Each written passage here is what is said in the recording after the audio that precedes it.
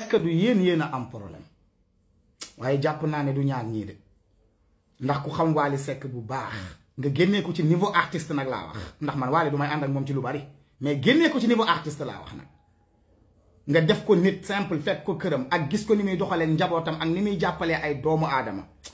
jàpp naa ne Wally du kuy mer ci diw ma volé la vedette non wala ndiw ñëw na nit ñi topp nañ ko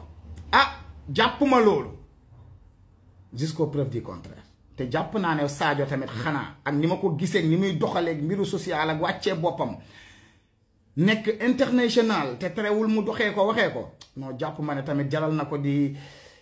kon defe naa ne yéen a am problème yéen ñu ne ci commentaire yi ku ci nekk naan kii mooy sunu idole kee mooy sunu idole yéen a war a defaraat seen toogaay